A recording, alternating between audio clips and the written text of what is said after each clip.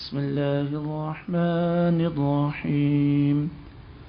قال الله تبارك وتعالى في كلامه المجيد والفرقان الحميد: يا أيها الذين آمنوا اتقوا الله وكونوا مع الصادقين. صدق الله العلي العظيم وصدق رسوله النبي الكريم.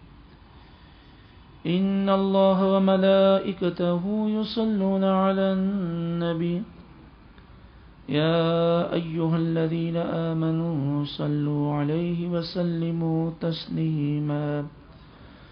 اللهم صل على سيدنا ومولانا محمد وعلى آل سيدنا ومولانا محمد وبارك وسلم صلاة وسلاما عليك يا سيدي يا رسول الله. مولاي صل وسلم دائما أبدا على حبيبك خير الخلق كلهم.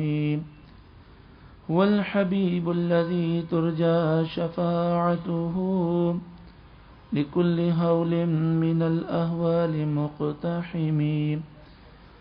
مولاي صل وسلم دائما أبدا على حبيبك خير الخلق كلهم. نظرت إلى بلاد الله جمعا كخردلة على حكم اتصالي. درست العلم حتى صرت قطبا ونلت السعد من مولى الموالي. مولاي صل وسلم دائما أبدا على حبيبك خير الخلق كلهم. اللهم إنا نسألك إيمانا يصلح للعرض عليك، إيقانا نقف به في القيامة بين يديك، وعصمة تنقذنا بها من ورطات الذنوب، ورحمة تطهرنا بها من دنس العيوب، علما نفهم به أوامرك ونواهيك، وفهما نعلم به كيف نناجيك. اللهم أصلح الإمام والأمة والراعي والرعية، وألف بين قلوبهم في الخيرات، وادفع شر بعضهم عن بعض في جميع الأوقات. ألهمنا ذكرك وشكرك وحسن عبادتك. لا إله إلا الله، وما شاء الله كان، لا قوة إلا بالله العلي العظيم. ربنا لا تؤاخذنا إن نسينا أو أخطأنا. ربنا ولا تحمل علينا إصرا كما حملته على الذين من قبلنا. ربنا ولا تحملنا ما لا طاقة لنا به، واعف عنا واغفر لنا وارحمنا. أنت مولانا فانصرنا على القوم الكافرين.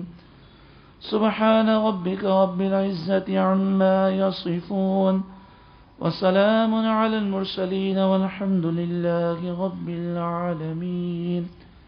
آمين ثم آمين بجاه النبي الأمين صلی اللہ علیہ وسلم. الحمدللہ، اللہ رب العالمین کا کرم ہے کہ اس مبارک نشست میں ہم حاضر ہیں، جس کا عنوان ہے حضور غوث اعظم رضی اللہ تعالی عنہ کی نصیحتیں. آج درس کی ابتدا میں جن دعاؤں کو پڑھا گیا، یہ ان دعاؤں میں سے ہے کہ جب حضور غوث اعظم رضی اللہ تعالی عنہ وعظ و درس کی ابتدا فرماتے تو ان دعاؤں کے ساتھ ابتدا فرماتے. اللہ تعالی نے اپنے محبوب کریم صلی اللہ علیہ وآلہ وسلم کو سب سے زیادہ بلندیاں اور رفعتیں عطا فرمائیں۔ حضور صلی اللہ علیہ وآلہ وسلم کے طفیل، حضور صلی اللہ علیہ وآلہ وسلم کی امت تمام امتوں سے افضل ہے۔ نبوت کا دروازہ بند ہو چکا، حضور صلی اللہ علیہ وآلہ وسلم آخری نبی ہیں۔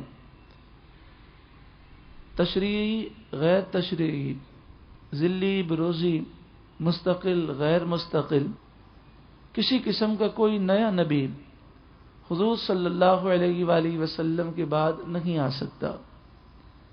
اب تبلیغ دین کا عظیم فریضہ امت محمدیہ صلی اللہ علیہ وسلم کو دیا گیا۔ نور و فیض کا یہ سلسلہ حضور صلی اللہ علیہ وآلہ وسلم کے صدقے و طفیل امت محمدیہ میں جاری و ساری ہے۔ صحابہ اور اہل بیت اطہار سے ہوتا ہوا یہ فیض حضرت حسن عسکری رحمۃ اللہ تعالی علیہ تک پہنچا، اور پھر حضرت حسن عسکری جو کہ قطبیت کبریٰ کے مقام پر فائز تھے، ان کے بعد یہ منصب حضور غوث اعظم کو عطا کیا گیا۔ حضرت علامہ قاضی ثناء اللہ علیہ رحمہ تفسیر مظہری میں فرماتے ہیں، جو کہ حضور مجدد الف ثانی علیہ رحمہ کے کلام کا خلاصہ ہے۔ اب فرماتے ہیں کہ کمالات ولایت کے قطب ارشاد حضرت مولا علی کرم اللہ وجہ الکریم ہیں۔ ما بلغ احد من الامم السابقہ درجۃ الاولیاء الا بتوسط روحہ رضی اللہ تعالی عنہ۔ جو کوئی بھی درجہ ولایت پر فائز ہوا وہ حضرت علی رضی اللہ تعالیٰ عنہ کے روح کے تصرف کے صدقے میں فائز ہوا۔ ثم كان بتلك المنصب الأئمة الكرام أبناؤه إلى الحسن العسكري وعبد القادر الجیلی۔ پھر یہ منصب ہوتے ہوتے حضرت حسن عسکری تک پہنچا رضی اللہ تعالیٰ عنہ، اور پھر ان کے بعد یہ منصب یعنی غوثیت معاب کا منصب، قطبیت کبریٰ کا منصب حضور غوث اعظم رضی اللہ تعالیٰ عنہ کو عطا کیا گیا۔ ومن ثم، اور پھر وہ مقام آپ کو عطا کیا گیا کہ حضور غوث اعظم رضی اللہ تعالیٰ عنہ خود اس مقام کا ذکر فرماتے ہیں، اسی وجہ سے کہ آپ فرماتے ہیں وہ وقتی قلب قلبی قد صفالی، یعنی میری روحانی حالت میرے جسم کے پیدا ہونے سے پہلے ہی صاف و شفاف ہے۔ وَهُوَ عَلَى ذَلِكَ الْمَنْصَبِ إِلَى يَوْمِ الْقِيَامَةِ، اور پھر یہ منصب جو غوثیت کا منصب حضور غوث اعظم کو ملا، یہ منصب قیامت تک کے لیے ہے۔ ومن ثم، اسی وجہ سے قال، حضور غوث اعظم نے فرمایا افلت شموس الاولین وشمسنا ابدا على افق العلا لا تغرب۔ اب فرماتے ہیں افلت شموس الاولین، پہلے لوگوں کے سورج ڈوب گئے، وشمسنا، اور ہمارا سورج، ابدا علی افق العلا لا تغرب، وہ ہمیشہ چمکتا رہے گا اور کبھی یہ غروب نہیں ہوگا۔ اعلی حضرت امام اہل سنت اسی حضور غوث اعظم کے فرمان کی ترجمانی اس طرح کرتے ہیں، سورج اگلوں کے چمکتے تھے چمک کر ڈوبے، افق نور پہ ہے مہر ہمیشہ تیرا۔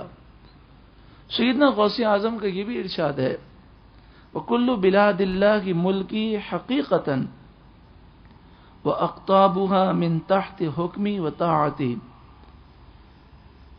تمام کے تمام اللہ کے شہر میری ملکیت میں دے دیے گئے ہیں، اور تمام اقطاب، قطب، اولیاء وہ میرے حکم کے فرمانبردار ہیں اور وہ میری فرمانبرداری کرتے ہیں۔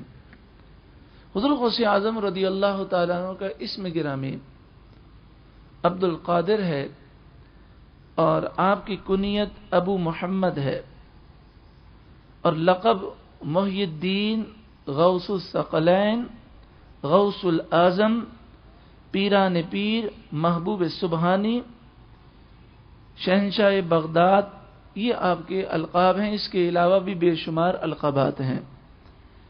آپ کے والد کا نام حضرت موسیٰ ہے اور آپ کے والد کی کنیت ابو صالح ہے اور آپ کے والد کا لقب جنگی دوست ہے، یعنی آپ جنگ سے محبت رکھتے تھے، ہر وقت جہاد میں رہتے۔ اور ان کے والد ہیں سید عبداللہ جو کہ حضور غوث اعظم کے دادا ہیں، اور پھر ان کے والد ہیں سید یحییٰ جو حضور غوث اعظم کے پردادا ہیں، پھر ان کے والد ہیں سید عبداللہ اور ان کے والد ہیں سید موسیٰ ثانی، اور وہ بیٹے ہیں سید عبداللہ کے، اور وہ بیٹے ہیں سید موسیٰ جون کے، اور وہ صاحبزادے ہیں سید عبداللہ محض کے، اور سید عبداللہ محض آپ صاحبزادے ہیں سید امام حسن مسنا کے، اور وہ صاحبزادے ہیں سید امام حسن کے، اور حضرت امام حسن صاحبزادے ہیں حضرت علی رضی اللہ تعالیٰ عنہ کے۔ تو والد گرامی کی طرف سے اگر دیکھا جائے تو حضور غوث اعظم رضی اللہ تعالیٰ عنہ کا نسب مبارک حضرت امام حسن سے ملا ہوا ہے، اور آپ کی والدہ کو اگر ان کا نسب دیکھا جائے تو آپ کی والدہ، ان کا نام فاطمہ ہے، امت الجبار آپ کا لقب مشہور و معروف ہے، ام الخیر آپ کی کنیت ہے۔ آپ کے والد کا نام سید عبداللہ سمئی ہے جو کہ حضور غوث اعظم کے آپ نانا ہیں، اور سید ابو جمال الدین محمد حضور غوث اعظم کے پر نانا ہے، اور ان کے والد ہیں سید محمود، اور ان کے والد ہیں سید ابو العطا، اور ان کے والد ہیں سید کمال الدین عیسیٰ، اور ان کے والد ہیں سید ابو علاء الدین محمد جواد، اور وہ بیٹے ہیں حضرت امام سید علی رضا کے، اور حضرت امام سید علی رضا بیٹے ہیں امام موسیٰ کاظم کے، اور امام موسیٰ کاظم کے والد ہیں امام جعفر صادق، اور ان کے والد ہیں امام باقر، اور ان کے والد ہیں امام زین العابدین، اور ان کے والد ہیں امام سید الشہداء امام حسین رضی اللہ تعالیٰ عنہ۔ تو والدہ کے اگر اس سلسلے دیکھا جائے تو حضور غوث اعظم رضی اللہ تعالیٰ عنہ آپ حسینی سید ہیں، تو والدہ کی طرف سے حسینی سید ہیں اور والد کی طرف سے آپ حسنی سید ہیں۔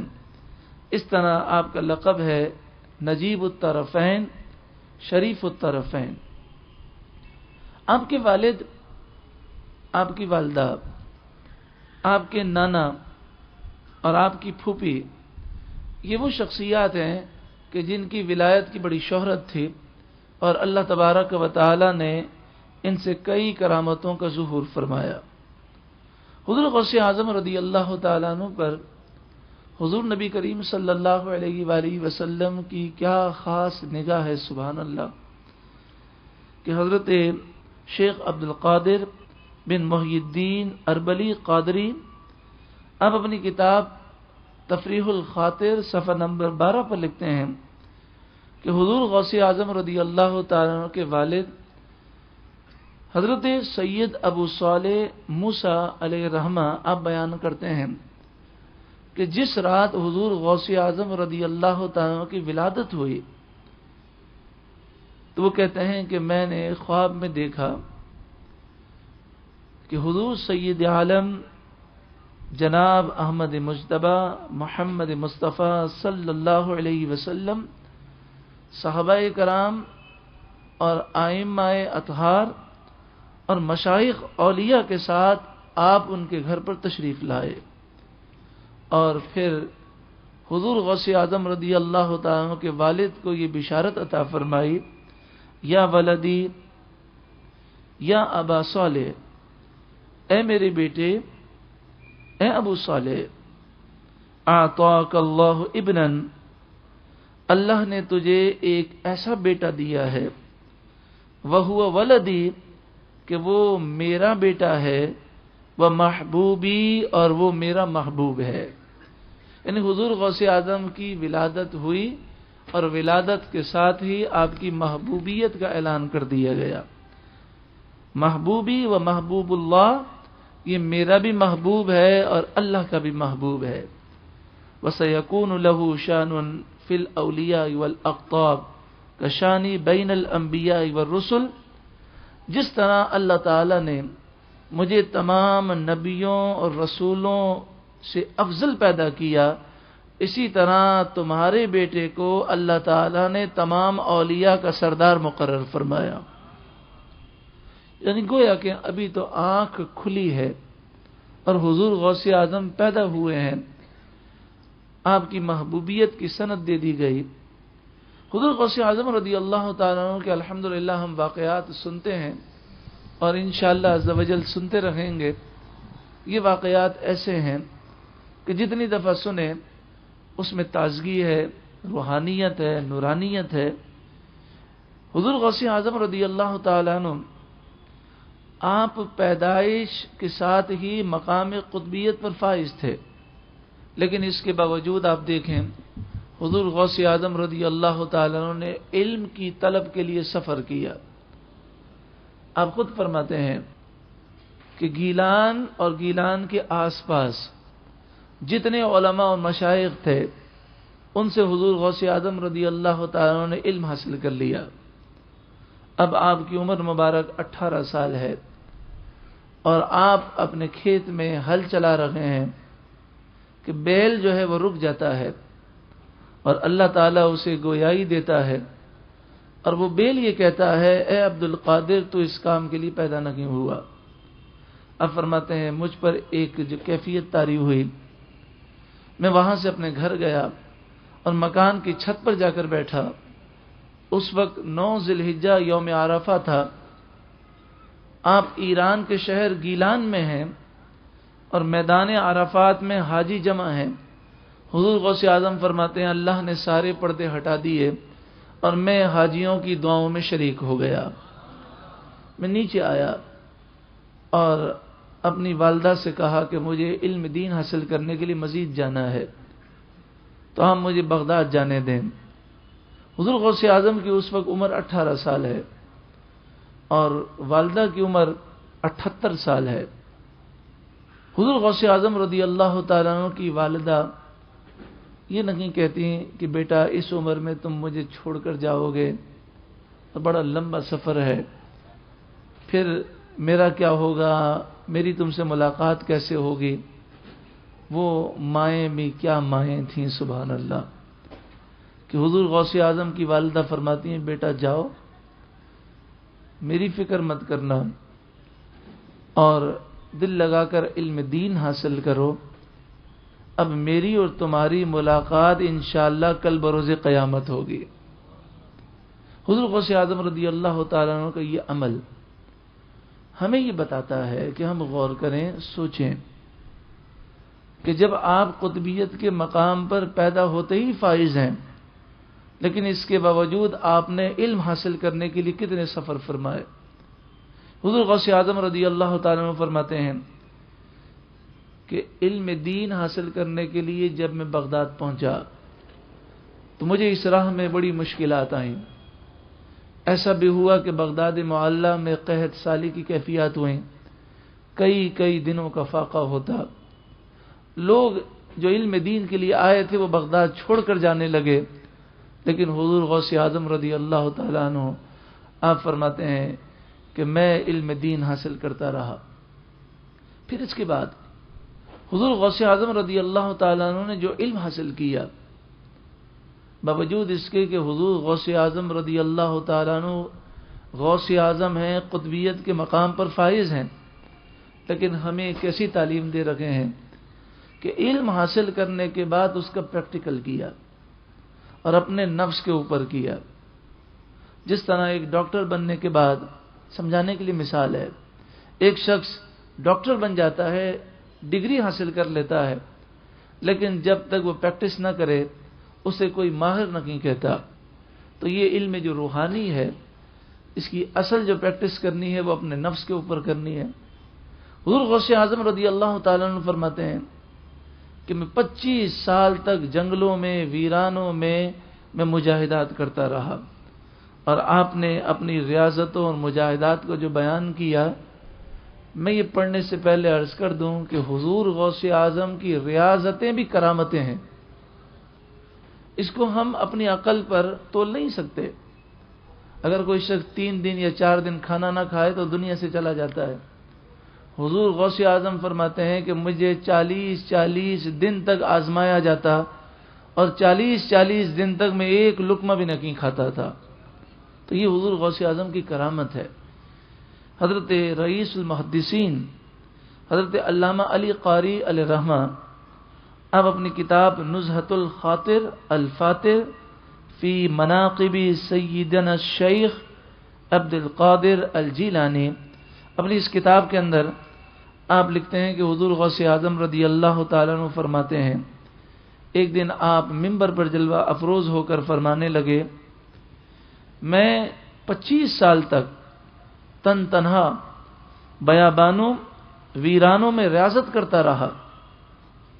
40 سال تک صبح کی نماز عشاء کی نماز کے وضو سے ادا کی.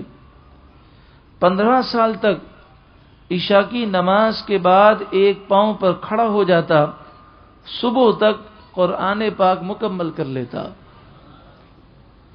اس کا یہ ہرگز مطلب مت لیجیے گا کہ حضور غوث اعظم جلدی جلدی پڑھتے تھے، بلکہ بات یہ ہے کہ اللہ تعالیٰ اپنے نیک بندوں کے اوقات میں برکتیں پیدا فرما دیتا ہے. اعلیٰ حضرت امام اہل سنت نے برکت کا ایک واقعہ لکھا. آپ نے فرمایا کہ ایک بزرگ کی یہ کرامت تھی کہ وہ جب طواف کرتے تھے اور حجر اسود کا بوسہ لیتے تھے اور وہاں حجر اسود کا بوسہ لیتے ہوئے قرآن کی تلاوت شروع کرتے، اور جب 4 قدم چلتے اور خانہ کعبہ کے دروازے پہ پہنچتے تو قرآن مکمل ہو جاتا. اعلیٰ حضرت امام اہل سنت فرماتے ہیں کہ ایک بزرگ نے دل میں خیال کیا کہ 4 قدم میں قرآن کیسے پڑھتے ہوں گے. تو کہتے ہیں یہ میں نے خیال کیا اور دیکھا آگے وہی بزرگ جو ہے وہ حجر اسود کا بوسہ لے رہے تھے. تو کہتے ہیں اللہ نے مجھے دکھایا کہ حجر اسود کا بوسہ لے کر انہوں نے الحمدللہ رب العالمین سے قرآن پڑھنا شروع کیا. کہ اتنا ٹھہر ٹھہر کر وہ قرآن پڑھ رہے تھے کہ میں نے زندگی میں اتنا ٹھہر ٹھہر کر قرآن پڑھتے ہوئے کسی کو نہیں دیکھا. کہتے میں پورا قرآن سنتا رہا، یہاں تک کہ جب قرآن مکمل ہوا تو میں نے دیکھا کہ ہم ابھی تک صرف خانہ کعبہ کے دروازے تک پہنچے تھے. تو 4 قدم کو اللہ تبارک و تعالی نے اس ولی کے لیے طویل فرما دیے. تو حضور غوث اعظم فرماتے ہیں کہ میں پوری رات میں اس طرح گزارتا کہ ایک ٹانگ پر کھڑے ہو کر پورے قرآن کو مکمل کرتا. آپ فرماتے ہیں ایک رات سیڑھی پر چڑھتے ہوئے میرے نفس نے مجھے کہا اگر تم ایک گھڑی سونے کے بعد اٹھو تو کیا اچھا ہو. یہ خیال آتے ہی میں وہاں کھڑا ہو گیا. یعنی آپ کہتے ہیں کہ میں سیڑھی چڑھ رہا تھا، دل نے یہ کہا کہ تھوڑی دیر آرام کر لیتے ہیں. تو آپ نے اپنے نفس کی مخالفت اس طرح کی کہ آپ کہتے ہیں میں سیڑھی پر ہی کھڑا ہو گیا اور قرآن مجید فرقان حمید شروع سے لے کر آخر تک وہی مکمل کیا. آپ فرماتے ہیں بسا اوقات مجھے 30 سے 40 روز تک کھانا کھائے بغیر گزارنے پڑتے تھے. ابلیس لعین میرے سامنے آتا انسانی شکل میں اور میرے سامنے آ کر وہ اونٹ کو ذبح کرتا اور پورا اونٹ کھا جاتا. لیکن آپ فرماتے ہیں میں ذرہ برابر بھی پریشان نہ ہوتا. دنیا اپنی ساری عیش سامانیوں اور جمال و آسائش کے ساتھ میرے سامنے آتی، میں اسے نظر انداز کر دیتا. حضور غوث اعظم فرماتے ہیں کہ اتنا کئی سالوں تک مطالعہ کرنے، علم حاصل کرنے کے بعد اور 25 سال ریاضت و مجاہدات کرنے کے بعد بھی میں واعظ نہ کہتا تھا۔ ایک دن نبی اکرم صلی اللہ علیہ وآلہ وسلم کی خواب میں زیارت ہوئی۔ پیارے آقا صلی اللہ علیہ وآلہ وسلم نے ارشاد فرمایا کہ تم درس کیوں نہیں کرتے؟ عرض کیا رسول اللہ صلی اللہ علیہ وسلم بغداد کے رہنے والے عربی ہیں اور میں اجمی ہوں، میں ان عربیوں کے سامنے واعظ کیسے کروں؟ تو نبی اکرم صلی اللہ علیہ وآلہ وسلم نے فرمایا اپنا منہ کھولو۔ آپ کہتے ہیں جب میں نے اپنا منہ کھولا تو نبی اکرم صلی اللہ علیہ وآلہ وسلم نے 7 مرتبہ اپنا لعاب دہن مبارک میرے منہ میں داخل فرمایا۔ کہتے ہیں آنکھ کھل گئی، میں واعظ کے لیے بیٹھ گیا، لیکن پھر ایک وہی خیال آیا کہ میں واعظ کروں تو کیسے کروں؟ تو میں عالم بیداری میں دیکھتا ہوں کہ حضرت علی رضی اللہ تعالیٰ عنہ تشریف لاتے ہیں اور آپ فرماتے ہیں اپنا منہ کھولو، اور حضرت علی 6 مرتبہ اپنا لعاب دہن مبارک ڈالتے ہیں۔ تو آپ کہتے ہیں میں عرض کرتا ہوں کہ آپ 7 مرتبہ کیوں نہیں ڈالتے؟ تو حضرت علی فرماتے ہیں کہ حضور نے 7 مرتبہ ڈالا تو میں حضور صلی اللہ علیہ وآلہ وسلم کا ادب ملحوظ رکھتے ہوئے 6 مرتبہ ڈال رہا ہوں۔ پھر حضور غوث اعظم فرماتے ہیں کہ میں نے واعظ شروع کیا، کہ مجھے اس میں بھی آزمایا گیا اور میرا امتحان ہوا۔ اب فرماتے ہیں کبھی واعظ میں 1 شخص ہوتا، کبھی 2 آدمی ہوتے، لیکن میں اللہ کی رضا کے لیے واعظ دیتا رہا۔ ایک وقت تک یہ آزمائش تھی اور پھر اس کے بعد یہ سلسلہ بڑھنا شروع ہوا اور لوگوں کی تعداد بڑھنے لگی۔ جو اس واعظ میں آتا اور ایک درس سن لیتا اس کی دل کی دنیا بدل جاتی، اسے اللہ تبارک و تعالی ولایت عطا فرما دیتا۔ اگر کوئی کافر آتا تو وہ مومن ہو جاتا۔ واعظ کی کیفیات ایسی تھیں کہ لوگوں کے جنازے اٹھ جاتے، خوف و خشیت کا ایک عالم ہوتا۔ اللہ نے آپ کی زبان میں وہ تاثیر عطا فرمائی۔ پھر یہ ہوا کہ آہستہ آہستہ یہ مجلسیں اور یہ واعظ کی محفلیں بڑھنے لگیں اور لوگوں کی تعداد اتنی بڑھ گئی کہ پھر بغداد معلیٰ میں کوئی ایسا کھلا میدان نہ تھا کہ جس میں سارے لوگ جمع ہو سکیں۔ تو پھر بغداد معلیٰ کے باہر یہ واعظ کی محفل ہوتی اور اس میں 70,000 سے زائد افراد شریک ہوتے۔ حضور غوث اعظم رضی اللہ تعالیٰ عنہ کی یہ کرامت کہ آپ کو کوئی لاؤڈ اسپیکر استعمال کرنے کی حاجت نہ تھی۔ جو قریب والا آواز سنتا، دور والا بھی اسی طرح آواز سنتا، اور یہ تو 70,000 سے زائد یہ لوگوں کا مجمع تھا، لیکن فرشتوں کی جماعتیں، جنات اور اولیاء کرام جو جمع ہوتے ان کی تعداد تو اللہ ہی جانتا ہے۔ بلکہ یہ بھی ہوتا کہ اولیاء کرام اس موقع پر جہاں جہاں ہوتے وہ اپنے مریدوں کو جمع کر لیتے اور ایک دائرہ کھینچ دیتے اور فرماتے جو غوث اعظم کا واعظ سننا چاہتا ہے وہ اس دائرے کے اندر آ جائے۔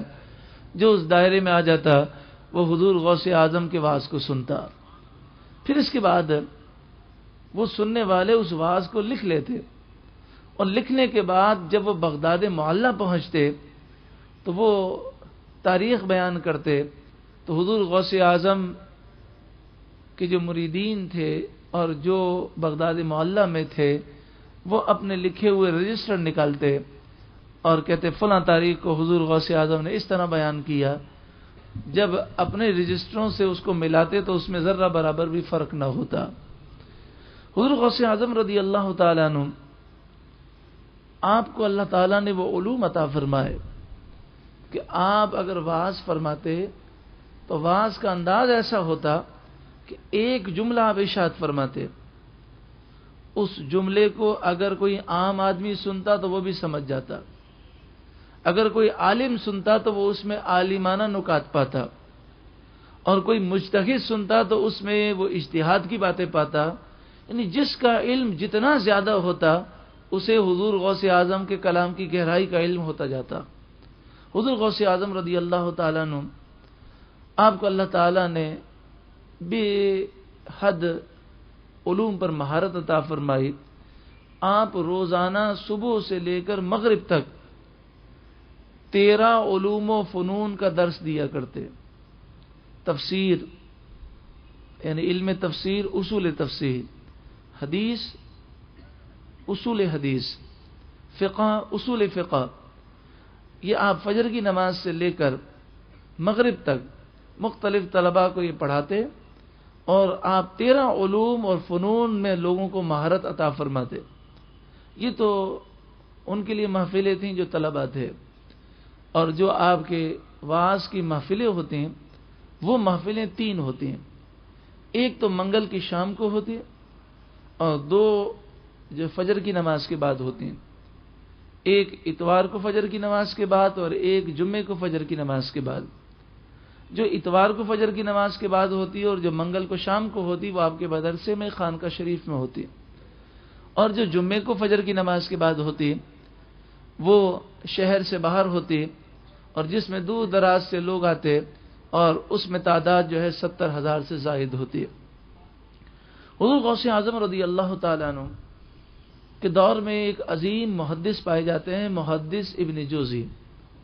محدث ابن جوزی نے تقریباً 1000 سے زائد کتابیں لکھی اور آج ان کی کئی کتابیں عالم اسلام میں مشہور و معروف ہیں۔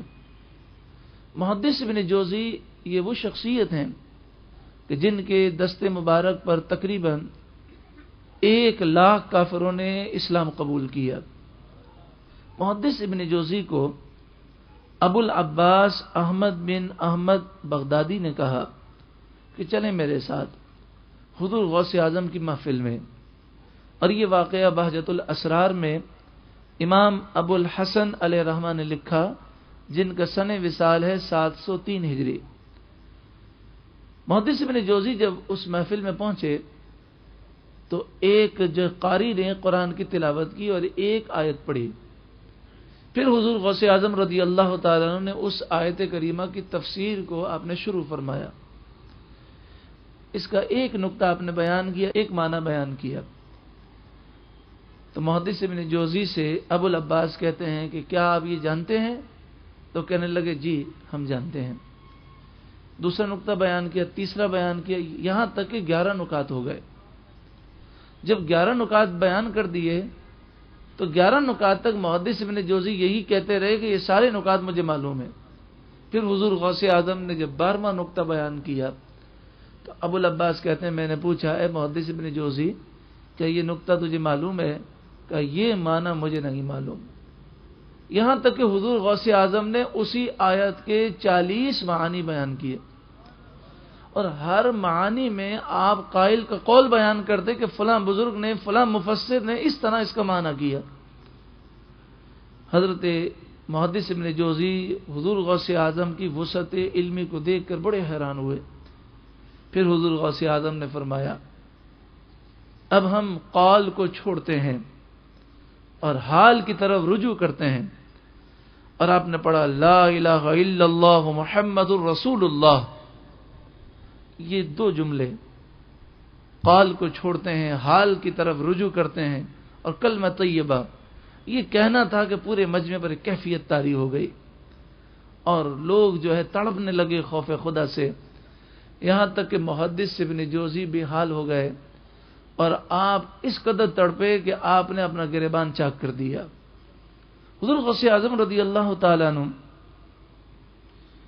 آپ کے بارے میں نزہۃ الخاطر میں حضرت علامہ علی قاری علیہ رحمہ نے لکھا کہ سید کبیر المعروف بھی شیخ بقا اب فرماتے ہیں کہ ایک دن میں حضور غوث اعظم کی محفل میں حاضر تھا، آپ درس فرما رہے تھے، تو درس کی کیفیات اور ایک ہیبت طاری تھی۔ اچانک سے میں نے یہ دیکھا کہ حضور غوث اعظم ممبر سے نیچے تشریف لے آئے اور آپ زمین کی طرف آئے، اور پھر میری نگاہوں نے یہ منظر دیکھا کہ پوری مجلس اولیاء کرام اور صحابہ کرام سے بھر گئی، اور پھر یہ میں دیکھ کر حیران ہوا اور مجھے حضور غوث اعظم کی محفل کی برکتیں معلوم ہوئیں کہ میں نے دیکھا کہ رسول اللہ صلی اللہ علیہ وآلہ وسلم نوازش کرنے کے لیے، مہربانیاں آپ کرنے کے لیے حضور غوث اعظم کی محفل میں تشریف لائے۔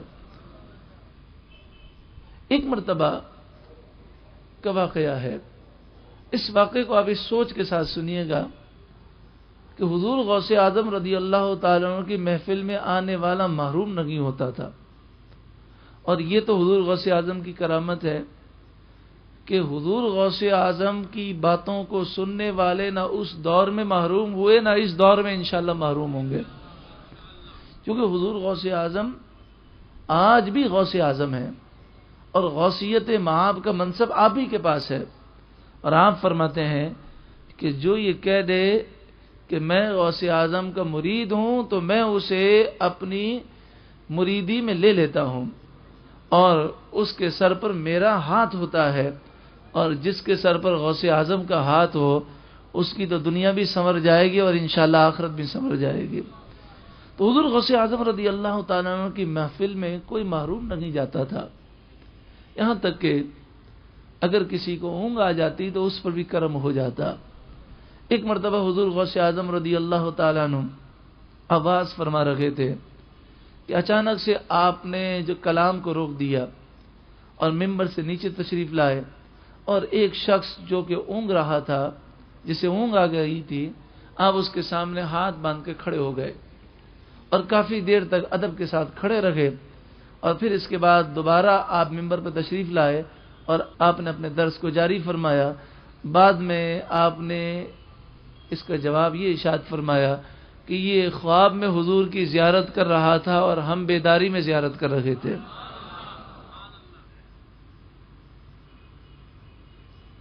حضور غوث اعظم رضی اللہ تعالیٰ عنہ آپ کی محفل میں جہاں جنات، فرشتے اور اولیاء اور انسان آپ کی محفل میں حاضر ہوتے، وہاں جانور اور پرندے بھی آپ کی محفل میں حاضر ہوتے، یہاں تک کہ ایک مرتبہ حضور غوث اعظم رضی اللہ تعالیٰ عنہ واز فرما رکھے تھے اور آپ نے فرمایا اگر خدا چاہے تو سبز پرندے کو بھیج دے، وہ میرے کلام کو سن لے تو وہ کر سکتا ہے۔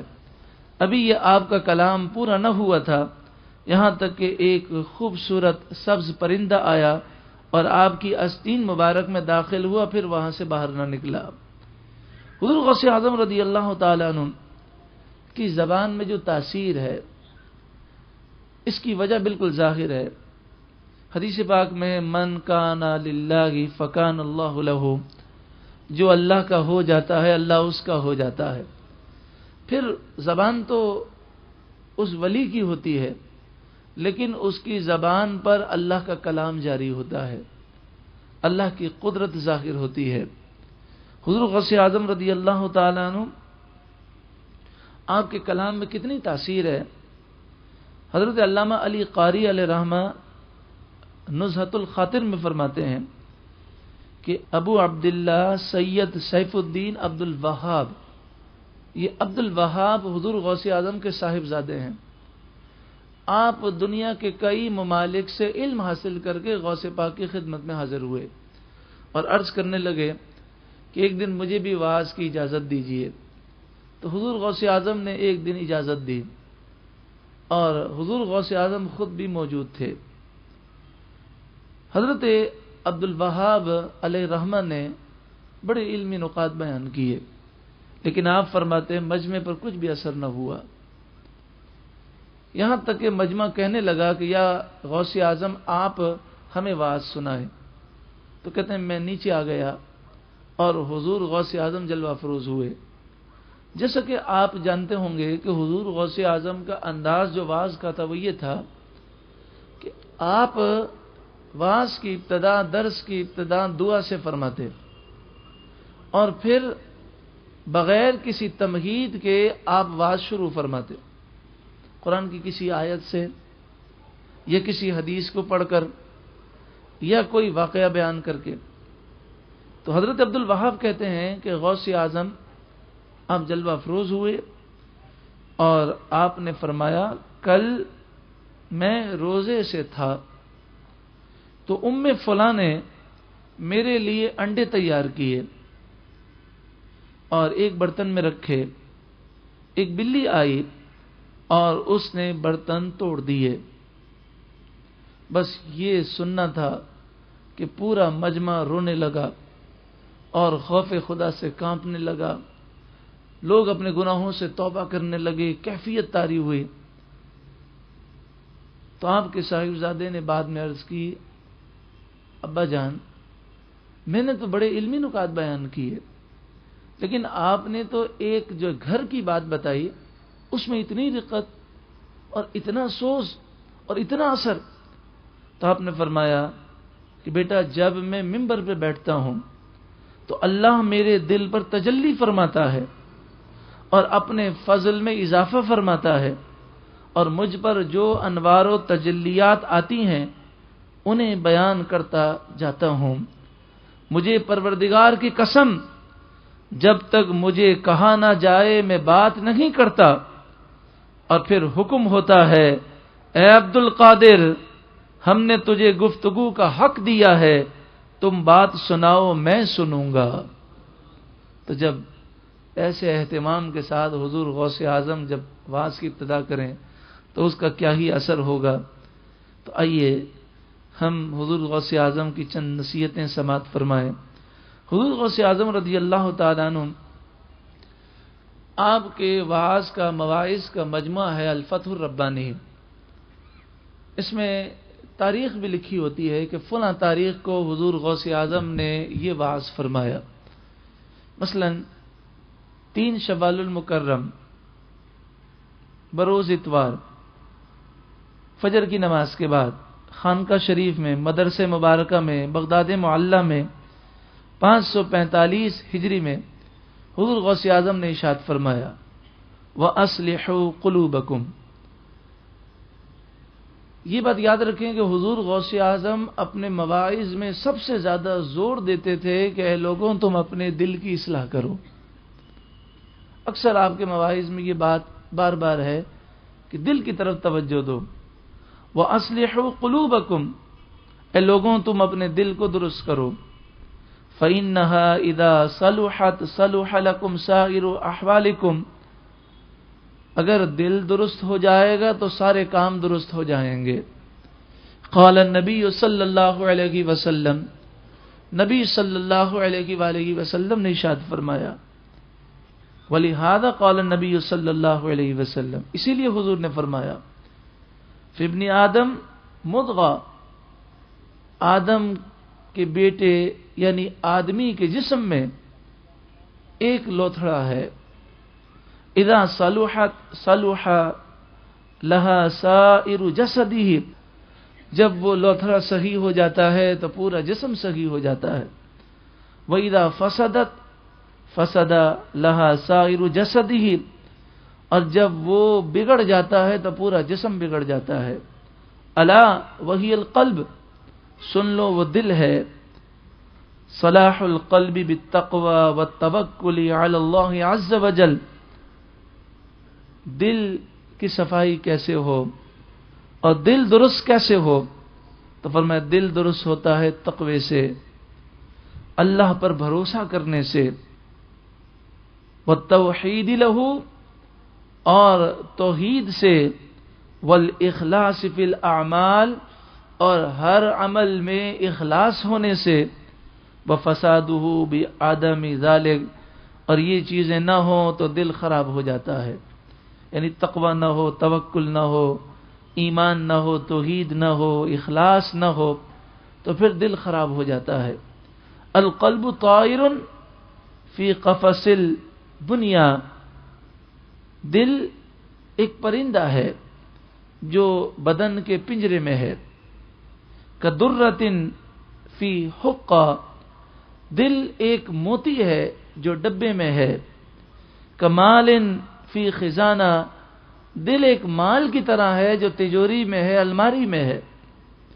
فالاعتبار فی الطائر لا بالقفص, اعتبار وہ پرندے کا ہوتا ہے, پنجرے کا نہیں ہوتا. بالدرتی لا بالحقہ، اعتبار موتی ہیرے کا ہوتا ہے، ڈبے کا نہیں ہوتا۔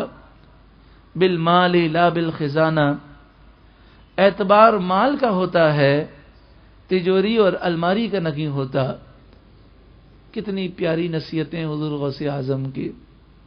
اگر ہم کسی کے پاس پرانا سا ڈبہ لے کر جائیں جو بظاہر پرانا سا ہو لیکن اس میں قیمتی ہیرا ہو تو دل و جان سے قبول کرے گا۔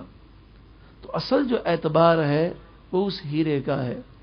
ہم تو اپنے ظاہر ہی کو سنوارنے میں لگے رہے، اچھا لباس، ہمارا چہرہ درست ہو، بال درست ہوں، ہم آئینے کے سامنے کھڑے ہو کر اپنے ظاہر کو سنوارتے ہیں، لیکن جو اصل ہیرا ہے وہ یا تو مٹ چکا ہے یا مٹنے کے قریب ہے۔ چور یعنی شیطان اگر اصل ہیرا وہ ایمان کو برباد کر دے، دل مردہ کر دے، کتنا بڑا نقصان ہے۔ ہم تو اس پنجرے کو سجانے میں لگے ہوئے ہیں، حالانکہ اصل تو وہ دل ہے جو پرندے کی مانند ہے۔ اگر وہی مردہ ہو تو پھر مردہ پرندہ اگر پنجرے میں ہو تو پنجرے کی کیا حیثیت ہے۔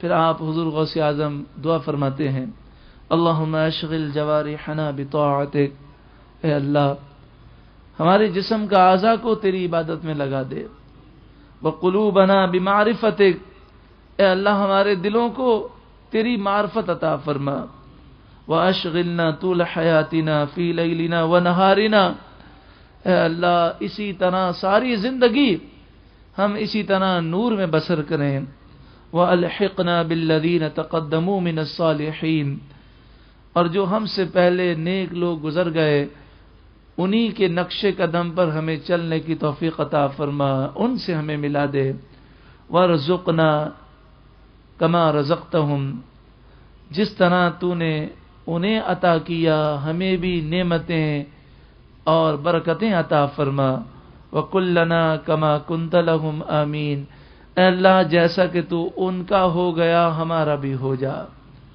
پھر حضور غوث اعظم فرماتے ہیں، یا قومی، اے میری قوم، کونو للہ، تم اللہ کے لیے ہو جاؤ، کما کان الصالحون لہ، جیسا کہ صالحین اللہ کے ہو گئے، حتی یکون لکم، یہاں تک کہ اللہ تمہارا ہو جائے گا، کما کان لہم، جیسا کہ ان کے لیے ہو گیا، ان اردتم ان یکون الحق عز وجل لکم فاشتغلوا بطاعتہ، اور تم اگر یہ چاہتے ہو کہ اللہ تمہارا ہو جائے تو تم اللہ کی عبادت کرو۔ ایک دوسرا واعظ ہے حضور غوث اعظم کا جس پر تاریخ لکھی ہے 13 رجب 546 ہجری، وہ منگل کی شام خانقاہ شریف مدرسہ مبارکہ میں آپ نے وعظ فرمایا، درس دیا۔ آپ کی نصیحت کا کتنا پیارا انداز ہے، کاش ہم نگاہیں نیچی کر کے اس تصور میں گم ہو جائیں کہ حضور غوث اعظم جب یہ وعظ فرما رہے ہوں گے اس مجلس اور محفل کی کیا برکتیں ہوں گی۔ کاش ہم پر بھی کرم ہو جائے اور جو برکتیں انہیں ملیں ان برکتوں سے حصہ ہمیں بھی نصیب ہو۔ طاہر جوارحک بالسنہ، اے لوگوں اپنے جسم کے اعضاء کو رسول اللہ کی سنتوں پر عمل کر کے پاک کر لو، وقلبک بالعمل بالقرآن، اور قرآن پر عمل کر کے اپنے دل کو پاک کرو۔ احفظ قلبک، اے شخص تو اپنے دل کی حفاظت کر، حتی تنحفظ جوارحک، یہاں تک کہ تیرے جسم کے اعضاء پاک ہو جائیں۔ پھر حضور غوث اعظم کیا مثال دے رہے ہیں، سبحان اللہ۔ کل اناء یندح بما فیہ، ہر برتن سے وہی ٹپکتا ہے جو برتن میں ہوتا ہے۔ ایو شیء کان فی قلبک یندح منک علی جوارحک، تیرے دل میں جو ہوگا وہی تیرے جسم پر ظاہر ہوگا۔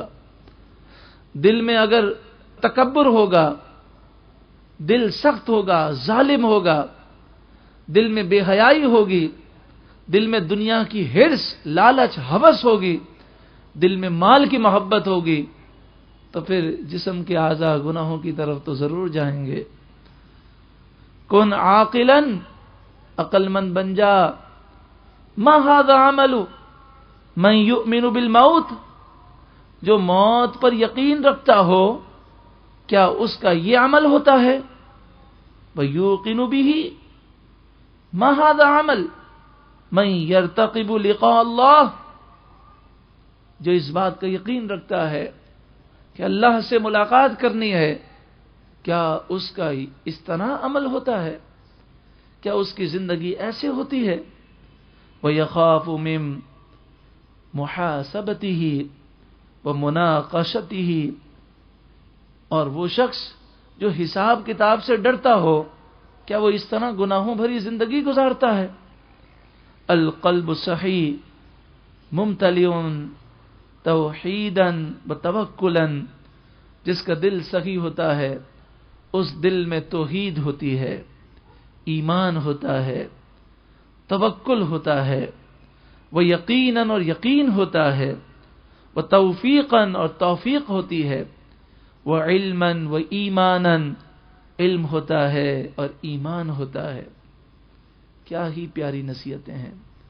ھذا القلب اذا صح وصفا، جب دل صحیح ہو جاتا ہے اور صاف ہو جاتا ہے، سمع منادات الحق عز وجل من جہات الست، 6 سمتوں سے وہ اللہ کی ندائیں سنتا ہے۔ سمع منادات کل نبی و رسول و صدیق و ولی، وہ ہر نبی، رسول، صدیق، ولی کی ندائیں سنتا ہے، وہ نصیحتوں پر غور کرتا ہے۔ فحینئذ یقرب منہ، پھر اس وقت وہ اللہ کے قریب ہو جاتا ہے۔ فیصیر رداہ فی مناجاتہ لہ یقنع بذلک عن کل شیء، پھر وہ اللہ کی رضا پر راضی رہتا ہے اور جو مل جائے اس پر وہ قناعت کرتا ہے۔ لا یبالی بذہاب الدنیا عنہ، دنیا ہو یا چلی جائے اسے اس کی کوئی پرواہ نہیں ہوتی۔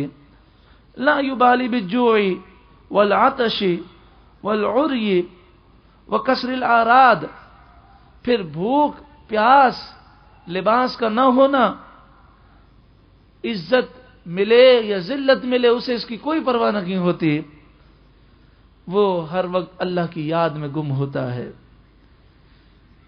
کتنی پیاری نصیحتیں ہیں۔ جب دل مولا کی یاد سے منور ہوتا ہے تو انسان اپنی دکان پر بھی ہو، کاروبار میں بھی ہو تو حلال کماتا ہے اور دل اللہ کی یاد میں ہوتا ہے، پھر وہ زبان سے جھوٹ اس کی زبان سے نکلتا نہیں ہے۔ دنیا کی ہرس اور طمع اگر دل میں ہو تو پھر وہ دنیا پر فریفتہ ہوتا ہے۔ اگر کوئی شخص جھوٹ بولے، فراڈ کرے، لوگوں کے پیسے دبا لے، دل میں دنیا بھری ہوئی ہو، اب وہ عمرے کے لیے چلا جائے، خانہ کعبہ میں نماز تہجد ادا کر رہا ہو، پھر بھی وہ محروم شخص ہے۔ اللہ تبارک و تعالی دلوں پر نظر فرماتا ہے۔ حضور غوث اعظم فرماتے ہیں کلہ ہوس، یہ ساری بیکار باتیں ہیں کہ انسان دنیا کی محبت میں گرفتار ہو۔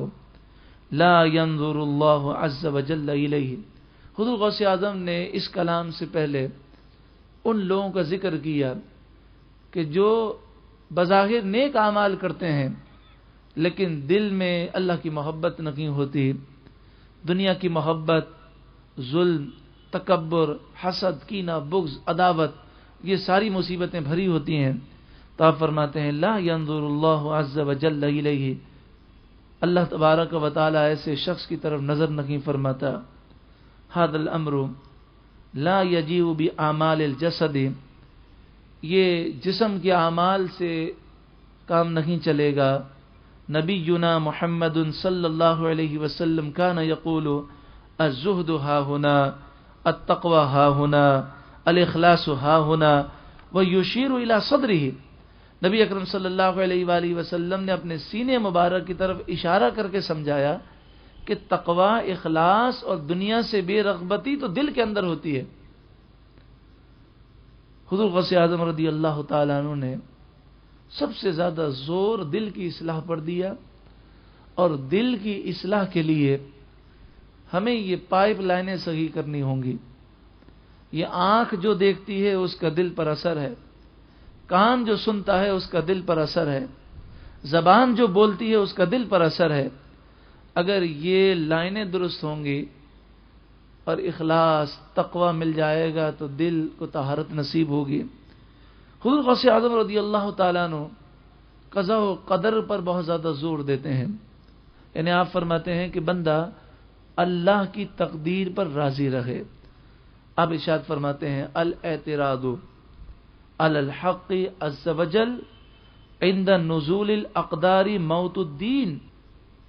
تقدیر میں جو مصیبت لکھی ہے وہ مصیبت آ جائے، اس وقت اگر کوئی اللہ پر اعتراض کرے تو اس کا دین برباد ہو جاتا ہے۔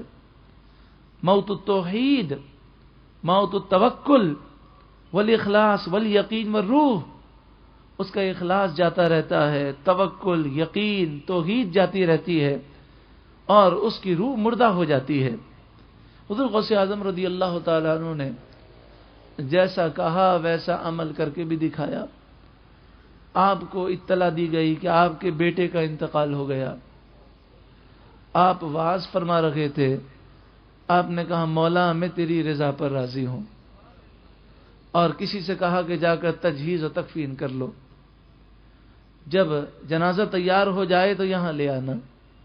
جب جنازہ تیار ہو گیا، حضور غوث اعظم کا درس جاری رہا، اور جب جنازہ آیا تو حضور غوث اعظم آپ نے درس کو موقوف کیا، اپنے بیٹے کی نماز جنازہ پڑھائی اور پھر دوبارہ درس شروع فرما دیا۔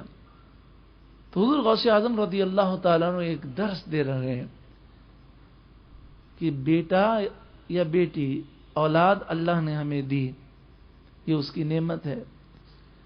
جب ہمیں یہ نعمت ملی تو خوشی سے ہم نے اذان دی، دعائیں کی، پھر جب رب نے وہ نعمت واپس لے لی تو اس پر بے قراری اور بے صبری کا مظاہرہ نہ کیا جائے، اور ایسا غم اور حزن اور ملال کا اظہار نہ کیا جائے کہ ایسا محسوس ہو گویا کہ وہ اللہ کی تقدیر پر راضی نہیں ہے۔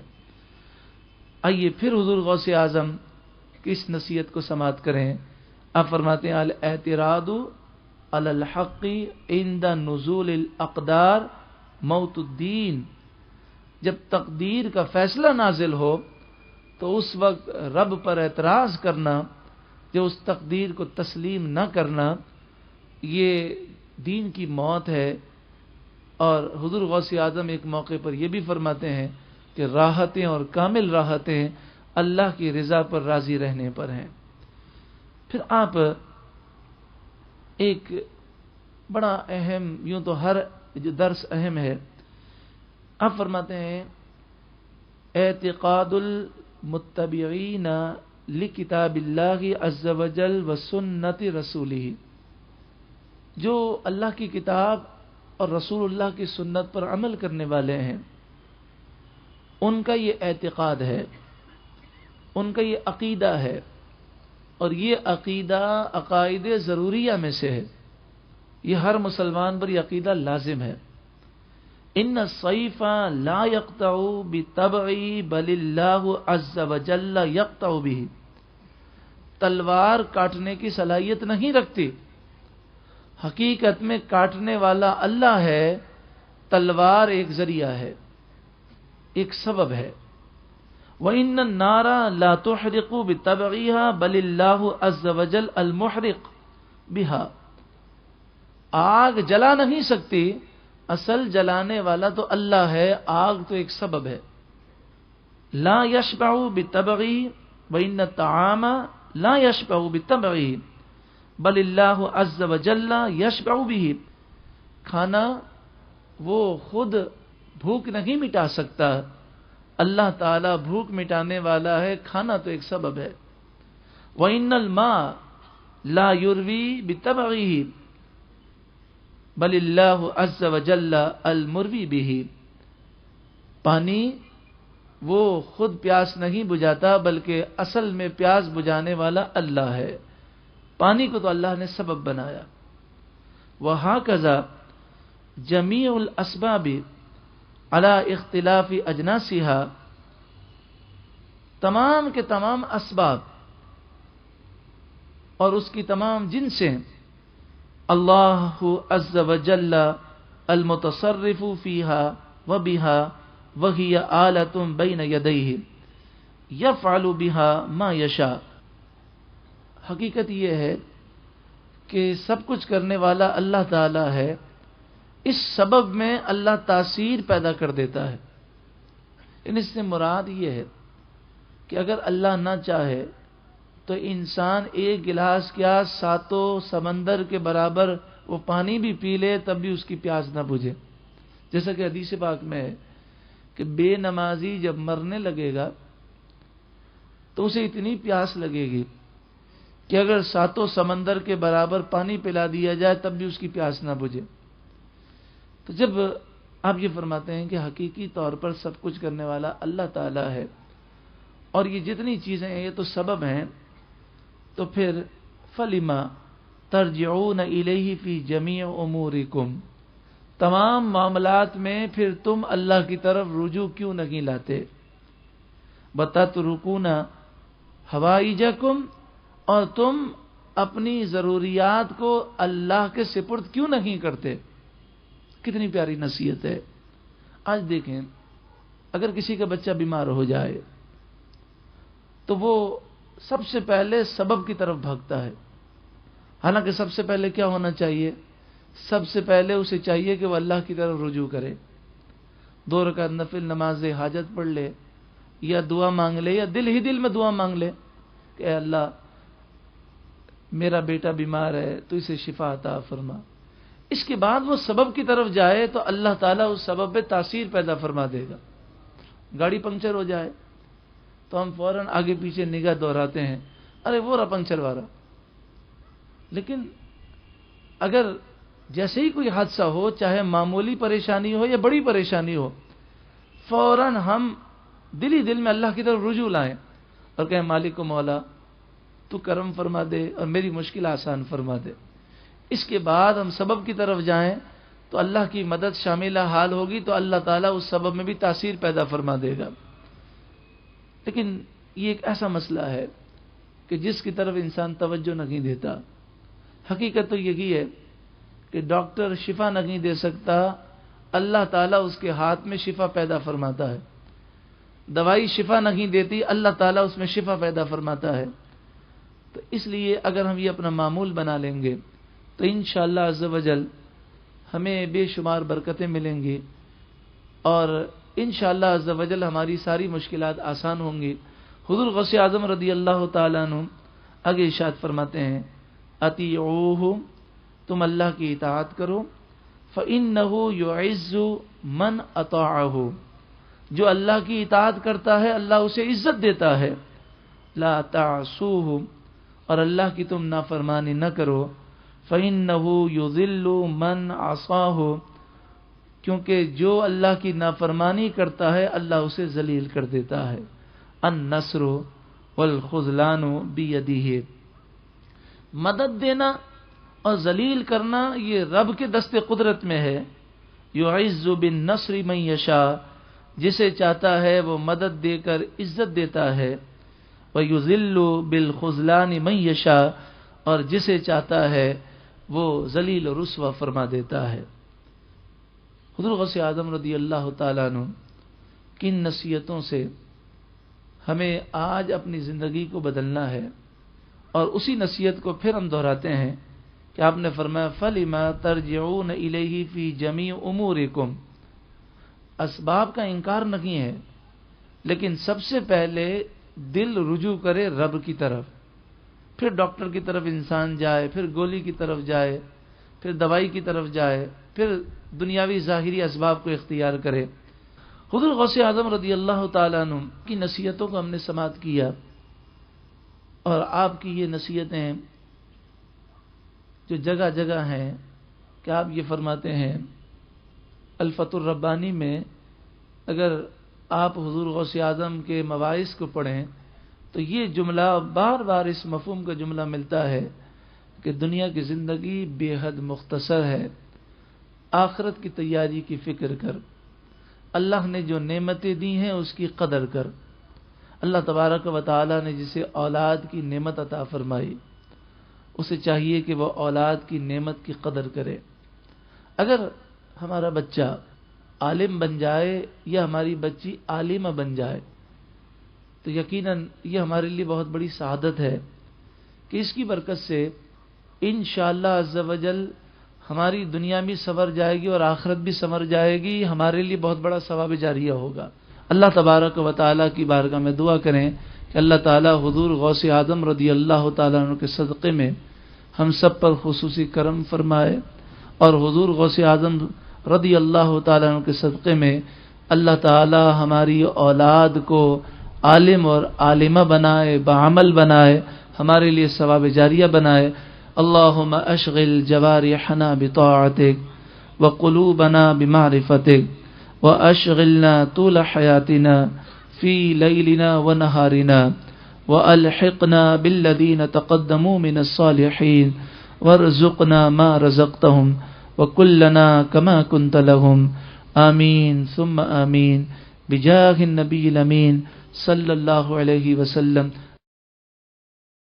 سونے والے رب کو راضی کر کے سو، سونے والے سچی توبہ کر کے سو، کیا خبر اٹھے نہ اٹھے صبح کو۔ رب العالمین کے حضور آنکھوں کو بلند کرتے ہوئے اپنے گناہ سے توبہ کر کے، سچی توبہ کر کے، دنیا کے خیالات سے اپنے آپ کو فارغ کر کے، اپنے آپ کو قصوروار، خطا کار، گناہگار، مجرم ٹھہراتے ہوئے رب العالمین کے حضور استغفار کریں، ہو سکے ایک آنسو کا قطرہ آنکھوں سے بہہ جائے۔ استغفر اللہ، استغفر اللہ، استغفر اللہ، استغفر اللہ، استغفر اللہ، استغفر اللہ، استغفر اللہ، استغفر اللہ، استغفر اللہ، استغفر اللہ، استغفر اللہ، استغفر اللہ، استغفر اللہ، استغفر اللہ، استغفر اللہ، استغفر اللہ، استغفر اللہ، استغفر اللہ، استغفر اللہ ربی من کل ذنب واتوب الیہ۔ اے بندوں پر کرم فضل و انعام اکرام کی بارش کرنے والے پروردگار، پالنہار پروردگار، ہمارے گناہوں کو معاف کر دے، ہماری خطاؤں کو درگزر کر دے، اپنے کرم سے ہمارے گناہوں کو نیکیوں سے تبدیل کر دے، اپنی قدرت سے مولا ہمارے گناہوں کو نیکیوں سے بدل دے۔ یا ارحم الراحمین، ہمارے گناہوں کو نیکیوں سے بدل دے۔ یا ارحم الراحمین، یا ارحم الراحمین، جتنے بیمار ہیں تمام بیماروں کو تمام بیماریوں سے شفا عطا فرما۔ یا اللہ، چاہے ڈاکٹروں کے پاس علاج نہ ہو، چاہے کوئی موذی مرض میں مبتلا ہو، چاہے کیسے ہی مرض میں مبتلا ہو، اے کریم پروردگار، جو مسلمان بیمار ہیں انہیں شفا دے دے، اور بالخصوص اس محفل میں حاضر ہو کر جس نے اپنے ہاتھوں کو بلند کیا ہوا ہے، شفا کا جو سوال کر رہا ہے، مولا اسے شفا عطا کر دے۔ آئندہ لمحات میں ہمیں بھی مہلک امراض، ہسپتال کی زندگی، ڈاکٹروں کی محتاجی سے ہماری حفاظت فرما۔ یا ارحم الراحمین محبوب علیہ الصلوۃ والسلام کی محبوب اداؤں کا واسطہ، حضور علیہ الصلوۃ والسلام کے بلند مرتبے کا صدقہ، اے اللہ ہمیں حضور غوث اعظم کی نصیحتوں پر عمل کرنے کی توفیق عطا فرما۔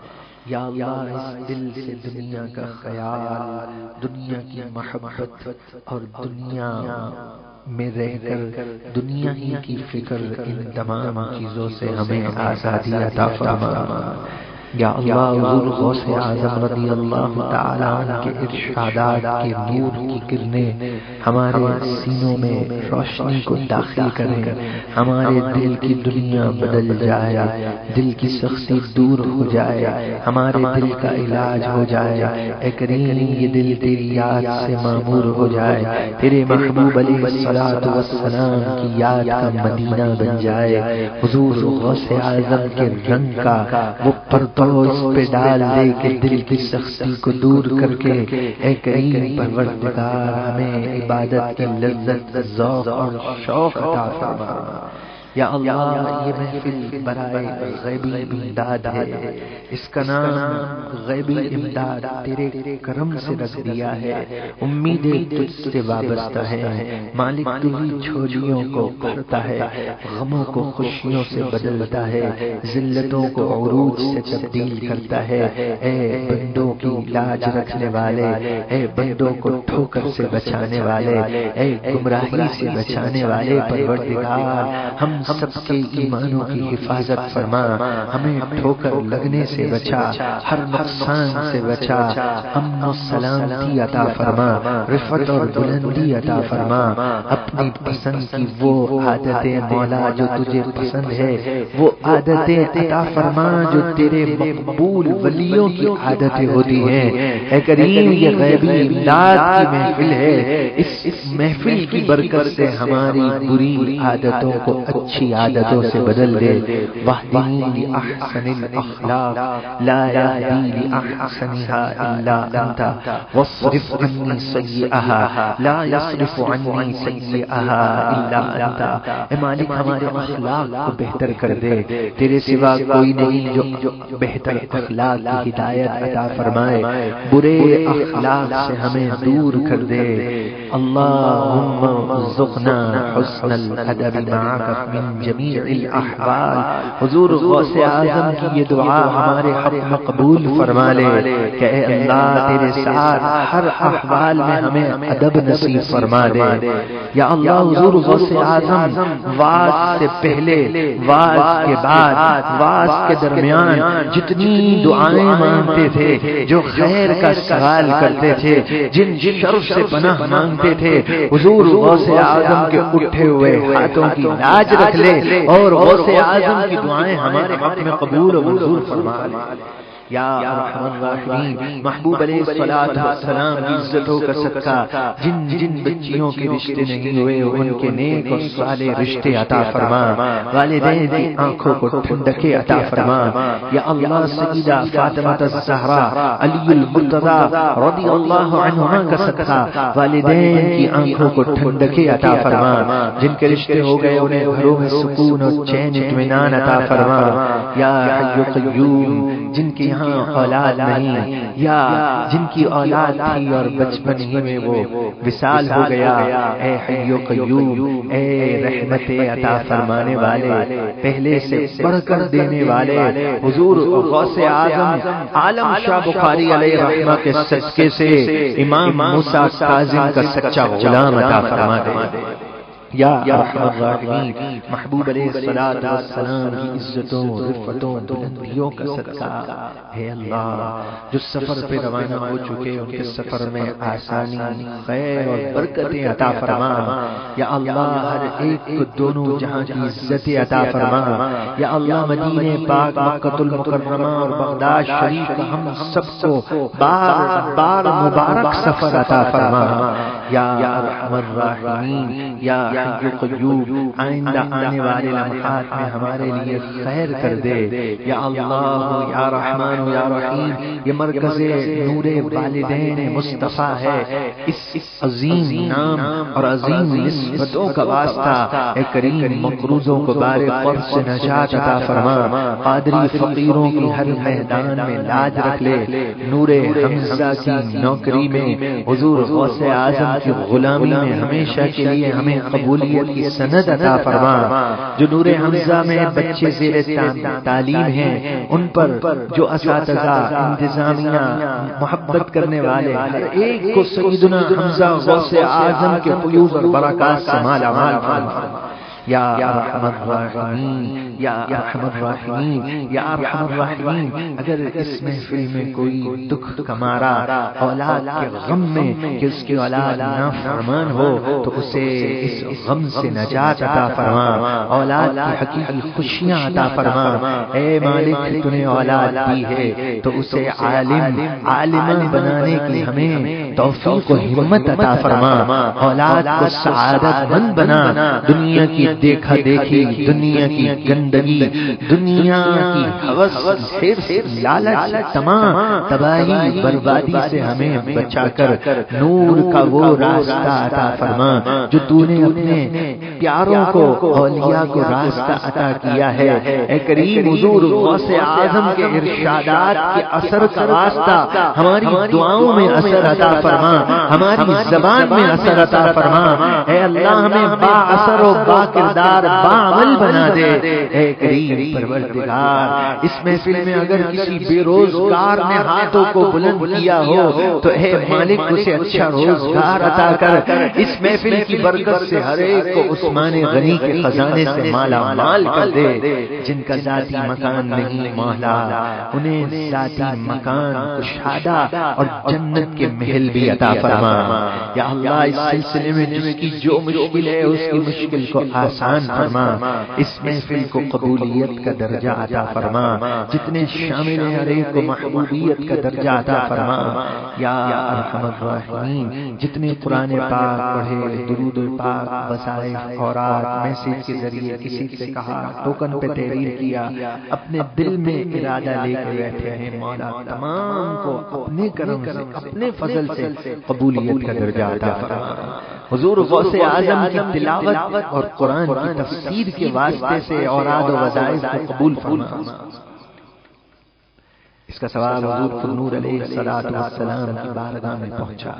تمام انبیاء علیہم السلام، تمام صحابہ علیہم الرضوان، سیدنا ابو بکر صدیق، فاروق اعظم، عثمان غنی، ملائکہ کائنات، عشرہ مبشرہ، حضور نور علیہ الصلوۃ والسلام کے والدین کریمین، طیبین طاہرین، منبع جود و سخا، سید الشہداء، امیر طیبہ، فاعل الخیرات، کاشف الکربات، سیدنا حمزہ، مصعب بن عمیر، عبداللہ بن جحش، شہیدان احد و بدر و حنین، منبع جود و سخا، امام موسیٰ کاظم، امام جعفر صادق، امام باقر، امام زین العابدین، امام علی مقام، امام حسین، امام سیدنا حسن، امام علی رضا، امام محمد جواد، امام تقی، امام نقی، امام حسن عسکری، ائمہ مجتہدین، محدثین، معلمین، مفسرین، حضور غوث اعظم کے والدین اور بالخصوص پیروں کے پیر، دستگیر، روشن ضمیر، تیری عطا سے ہماری خطا کو عطا سے بدلنے والے غوث اعظم رضی اللہ عنہ کو ایصال کرتے ہیں، قبول و منظور فرما۔